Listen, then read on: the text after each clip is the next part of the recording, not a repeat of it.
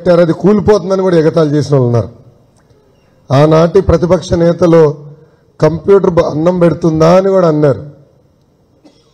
So విజనరీకి ప్రిజనరీ మధ్యన ఉన్న తేడా మనం తెలుసుకోవాలి. ఫస్ట్ బాబు గారు ఎప్పుడు 30 సంవత్సరాల ముందర ఆలోచిస్తారు. మన ప్రాంతాన్ని ఎలా అభివృద్ధి చేయాలి, తెలుగు వాళ్ళు ఎక్కడున్నా అన్ని రంగాల్లో నంబర్ 1 ఉండాలనేది ఆయన లక్ష్యం. ఐటీ రంగం తీసుకొని ఇప్పుడు దేశ రాజకీయాల్లో కూడా తెలుగు వాళ్ళు ముందరికి వెళ్తున్నారు. సో బాబు గారు ఎప్పుడు అందరూ మనం తెలుగు వాళ్ళు ఎక్కడున్నా హాయిగా ఉండాలి, బాగుండాలి, అన్ని రంగాల్లో నంబర్ 1 ఉండాలని ఆయన లక్ష్యం. ఇంకా మన ప్రాంత అభివృద్ధికి వచ్చేగల మనం అమరావతి చూసాం, ఆ రోజు పనులు పరిగెత్తించారు, చేశాం. ఒక 5 సంవత్సరాలు కష్టకాలాలు వచ్చినాయి, 30 సంవత్సరాలు వెనక్కి వెళ్ళింది రాష్ట్రం. ఇప్పుడు మనందరి పైన బాధ్యత. అండ్ చంద్రశేఖర్ గారు చెప్పింది 100% కరెక్ట్.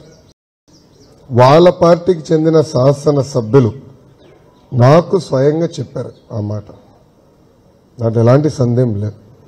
సో ఇప్పుడు మనందరిలో చైతన్యం రాలి, మన ప్రాంతాన్ని మనం అభివృద్ధి చేసుకోవాలి, మన నియోజకవర్గాన్ని మనం అభివృద్ధి చేసుకోవాలి. సో బాధ్యత అందరిపైన ఉంది. రేపు అధికారులకు వచ్చిన తర్వాత కూడా అభివృద్ధిలో మీరందరూ కూడా భాగస్వామ్యం అవ్వాలి.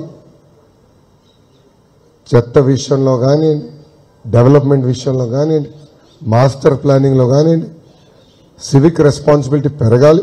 మీరందరూ భాగస్వామ్యం అవ్వాలి. అప్పుడే మన ప్రాంతాన్ని అభివృద్ధి చేసుకోగలుగుతాం. ఒక